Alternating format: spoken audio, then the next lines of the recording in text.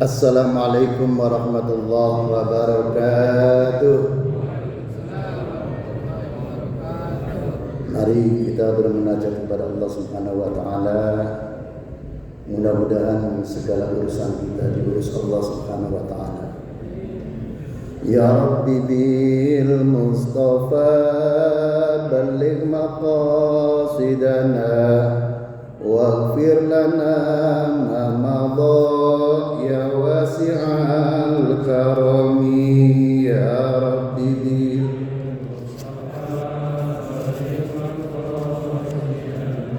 waghfir lana ma madha ya wasi'al karami ya Rabbi hayy lana min amrina rasyada waj'al ma'unatakal husna lana madada ya Rabbi bil balligh maqasidana waghfir lana ma madha ya wasi'al karami wa la takilna ila tadbiri anfusina فالنفس تعجز عن إصلاح ما فسد يا رب به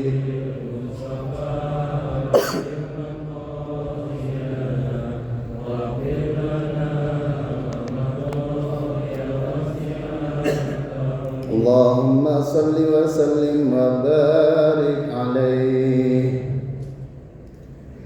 الحمد لله والشكر لله wassalatu wassalamu ala rasulillah sayyidina Muhammad ibni Abdillah la hawla wa la quwwata illa billah subhanaka la ilma lana illa ma 'allamtana innaka antal alimul hakim.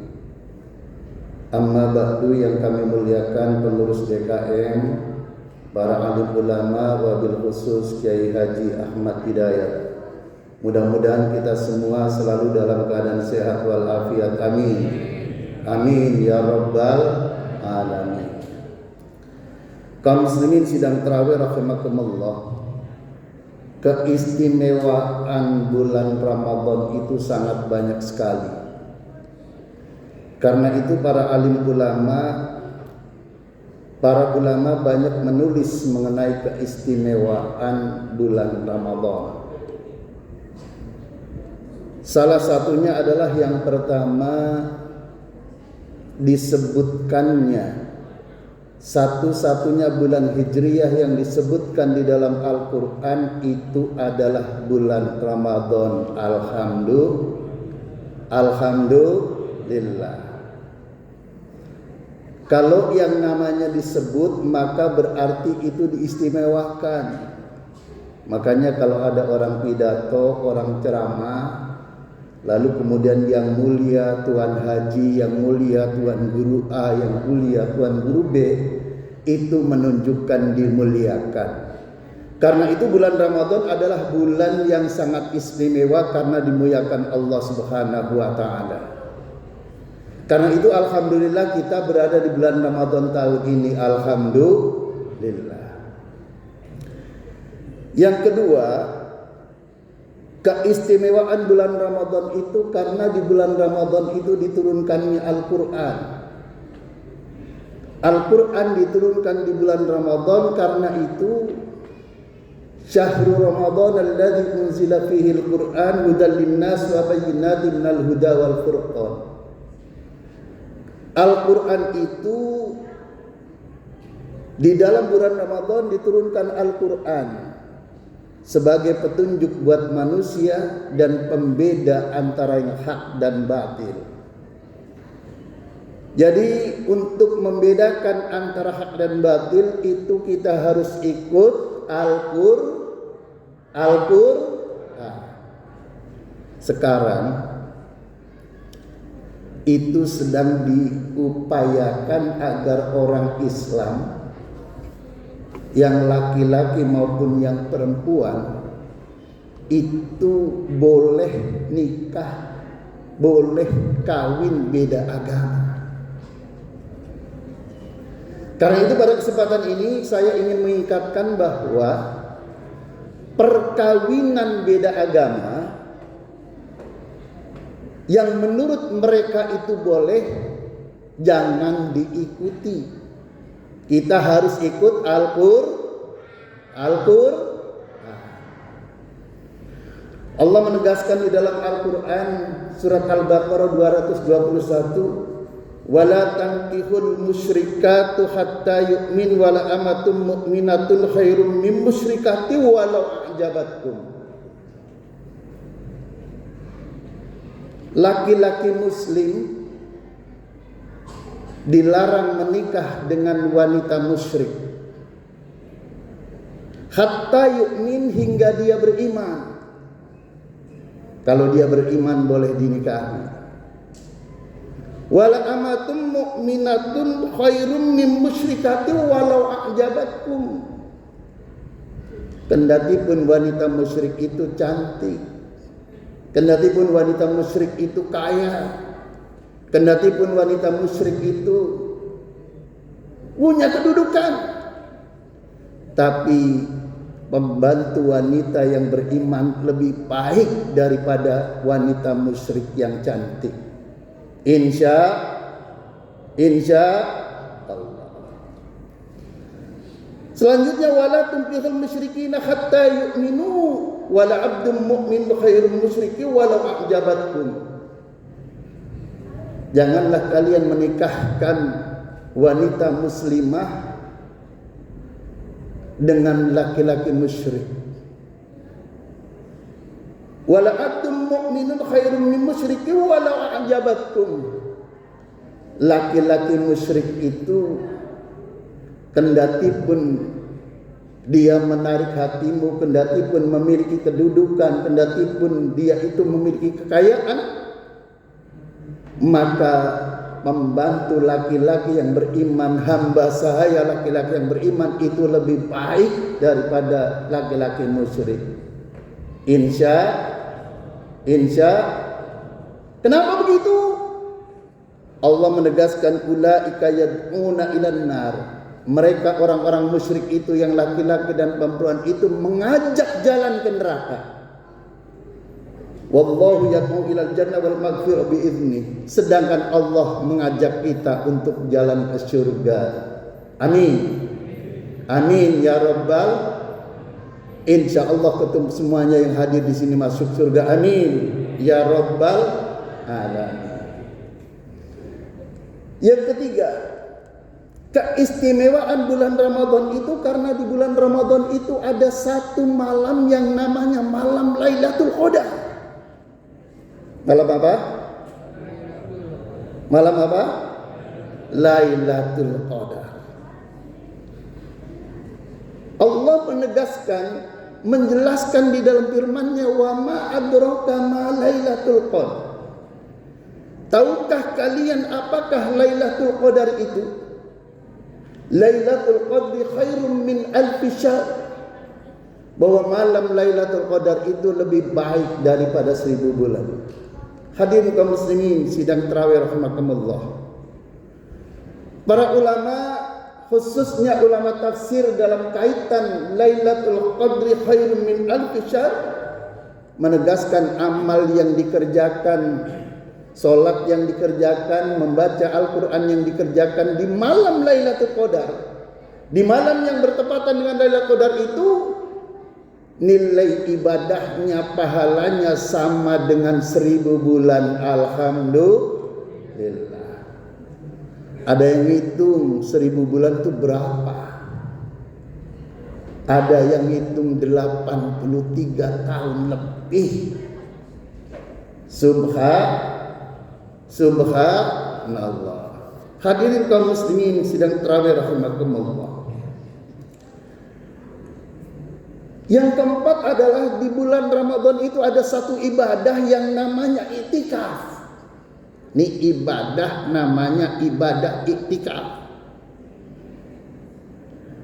Dijelaskan oleh Siti Aisyah radhiyallahu anha, qalat kana Rasulullah sallallahu alaihi wasallam ya'takiful ashr al-awakhir hatta tawaffahu Allah azza wa jalla. bahwa Rasul sallallahu alaihi wasallam itu selalu beriktikaf di 10 hari terakhir di bulan Ramadan. Hatta tawaffahu Allah azza wa jalla, beliau tidak pernah meninggalkan iktikaf itu hingga sampai dia itu diwafatkan oleh Allah. Oleh karena itu, mari kita insya Allah melakukan ibadah iktikaf ini insya Allah. Hadirin kaum muslimin rahimakumullah, berkaitan iktikaf dan malam Lailatul Qadar, ketika Nabi beriktikaf, lalu kemudian Nabi bersabda, taharrau Lailatul Qadri fil ashril awakhir min Ramadan. Carilah, gapailah malam Lailatul Qadar itu di 10 hari terakhir di bulan Ramadan. Ini sekarang tanggal berapa ini? Malam ke berapa? Malam 10. Malam ke 9 atau 10? 10. Nah, ini artinya berarti 10 hari lagi kita akan datang ibadah yang namanya ibadah iktikaf. Hadirin kaum muslimin rahimakumullah. Jadi iktikaf yang paling utama adalah iktikaf 10 hari terakhir di bulan Ramadan. Dan itu pahalanya kalau ibadah di malam itu sama dengan 1000 bulan. Syekh Imam Az-Zuhri mengatakan, ajaban linnasi tarakul iktikaf. Aku heran, aku ajib, banyak orang yang meninggalkan ibadah iktikaf. Ada orang meninggalkan ibadah iktikaf, padahal Rasul dalam ibadah yang lain Rasul mengerjakan, kadang Rasul juga tidak mengerjakan. Tapi khusus ibadah iktikaf, Rasul selalu mengerjakan ibadah iktikaf. Karena itu Imam Zuhri merasa heran, kok ada orang yang tidak beriktikaf, padahal itu pahalanya sama dengan 1000 bulan. Banyak enggak? Banyak enggak? Banyak. Lalu kemudian muncul permasalahan, Ustadz, kalau iktikaf itu 10 hari full di masjid tidak keluar, dan keluarnya itu hanya untuk hajat saja Ustadz, saya lebih baik tidak iktikaf Ustadz. Kenapa? Ya saya kan masih muda Ustadz, saya kan pegawai, saya kan karyawan, saya kan ASN Ustadz. Kalau sampai mangkir 10 hari berturut-turut kan bisa nanti saya diberhentikan Ustadz. Kalau saya diberhentikan dari pegawai, saya berhentikan jadi karyawan, saya diberhentikan jadi pekerja pabrik, lalu kewajiban saya memberi nafkah anak istri saya bagaimana Ustadz? Apa sebaiknya saya lebih baik tidak usah iktikaf kali ya Ustadz? Ini problem. Hadirin kaum muslimin sidang tarawih rahimakumullah, maka ulama kemudian memberikan keleluasan. Ulama kemudian memberikan kajian dari sabda Nabi, idza amartukum bi amrin fa'tu minhu mastata'tum. Apabila kalian diperintahkan untuk mengerjakan sesuatu ibadah, kerjakan semampu kalian. Dalam kaidah fikih lalu muncul ma la yudraku kulluh la yutraku kulluh. Kalau engkau tidak bisa mengerjakan iktikaf 10 hari full penuh, maka apa yang bisa kalian lakukan, lakukan ibadah iktikaf itu. Hadirin kaum muslimin sidang subuh rahimakumullah, sidang subuh sidang tarawih rahimakumullah. Nah, bagaimana kalau begitu Ustaz? Ulama sepakat bahwa hukum iktikaf itu sunnah, sedangkan hukum mencari nafkah untuk anak dan istri itu wajib. Kaidah fikih mengatakan al-wajibu la yutraku li sunnatih. Yang wajib tidak boleh ditinggalkan karena mengerjakan yang sunnah. Jadi jangan sampai ada orang karena iktikaf lalu kemudian diberhentikan dari pekerjaannya. Ini namanya memilih yang sunnah meninggalkan yang wajib. Betul? Betul? Ada orang sholat malam qiyamul lail 36 rakaat sampai setengah 4. Habis itu tidur. Tidak sholat subuh sampai jam 9. Ini namanya mengerjakan sunnah, mengutamakan sunnah, meninggalkan wajib. Hadirin kaum muslimin rahimakumullah. Lalu bagaimana solusinya Ustaz agar kita dapat iktikaf, dapat malam Lailatul Qadar tapi pekerjaan juga jalan lancar tidak dihentikan? Oh, kalau begitu begini. Begitu datang malam 21 Anda iktikaf, niat iktikaf. Lalu begitu datang pagi Anda keluar untuk bekerja. Lalu kemudian begitu datang malam lagi Anda masuk masjid lagi karena Anda tadi keluarnya bukan karena hajat tapi karena Anda bekerja, maka iktikaf yang tadi malam itu, niat yang tadi malam itu tidak bisa dilanjutkan karena itu tajdidun niyah, diperbaharui niatnya. Begitu pagi keluar kerja lagi. Nah, kata Imam Nawawi Al-Bantani di dalam kitab Tausyih Ibnu Qasim, andaikan orang itu tidak melihat malam Lailatul Qadar, tetapi karena sudah menghidup-hidupkan malam Lailatul Qadar 10 malam terakhir, insya Allah tetap mendapat pahala Lailatul Qadar. Amin ya Rabbal Alamin. Mudah-mudahan semua kita bisa melakukan iktikaf. Amin ya Rabbal. Cuma ada yang aneh. Orangnya sudah pensiun. Ini di kampung saya ini, Pak.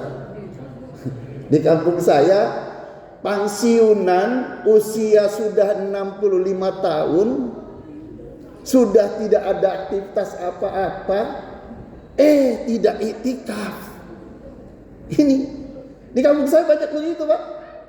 Banyak orang yang pensiunan usianya di atas 60 tahun tapi tidak pernah iktikaf.